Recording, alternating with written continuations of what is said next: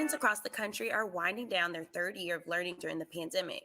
New research is shedding light on the dramatic impact COVID-19 has had on students' mental and emotional health. Joining me today to talk about the results of this new research is Carol Stern from the Walton Family Foundation. Thanks so much for taking the time to talk to us about this important topic. How are you doing today? I'm doing just fine. Thank you for having me on today. Yes, thank you. So, the Walton Family Foundation supported this research. Talk about what you found. Well, first of all, going into COVID, the CDC reported that from 2007 to 2019, they saw a 60% increase in suicides amongst 10 to 23-year-olds, 60%. That was as COVID was beginning.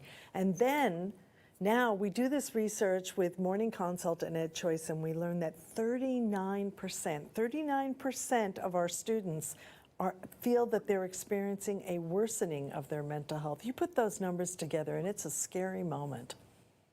It really is, especially for those of us who, have children or have younger siblings. So that's something that I'm always thinking about. So tell me, what can we do to support students' mental health?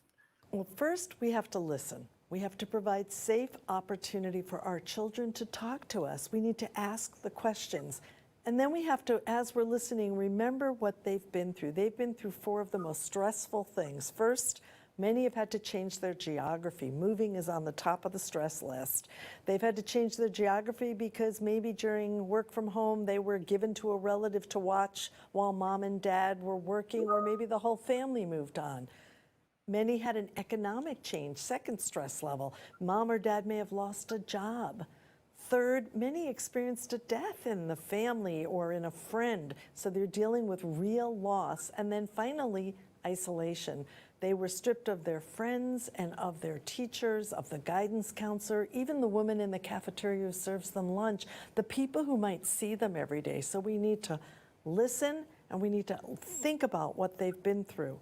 And then we need to look around and learn. We need to see what's out there, what is in our community that could help our students, and what's out there beyond our community that we could advocate comes to our community.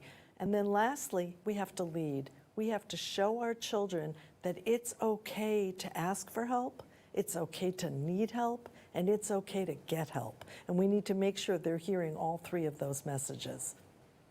That's absolutely true. I love the part where you said leading by example, because if we have poor mental health, we aren't able to, help the children that are experiencing these things too. So for people that are watching, what would you say that they can do to help during Mental Health Awareness Month? Look around. I think that's the most important thing, listening to your kids and then looking at what's out there and connecting the two. We've seen some amazing things from our grantees. The KIPP Academy had created the KIPP Alumni Network, 30,000 graduates who are helping with mental health and career and finance counseling to students. The Sankofa School of Success in Indianapolis created a class where the kids are actually coming together and they're talking together about these issues and learning coping skills. And Turnaround for Children has created a wellness index, a well-being index that actually tracks the well-being of the students. We ought to have that in every community across the nation. So we need to be advocating, looking what's out there, connecting our kids to it, and advocating and bringing to our kids whatever's missing from our community. And are you optimistic that things can get better for children? I'm highly optimistic. Children are resilient, they rebound, but they often need help to get there. But I look at the research we did last year on millennials and Gen Zs, and we thought we'd find pessimism, and instead we found great optimism. They still have faith and belief in the American dream, but they were very quick to point out, but it requires the necessary support, skills, etc. And we as the adults in the world have to make sure that those are all put in place.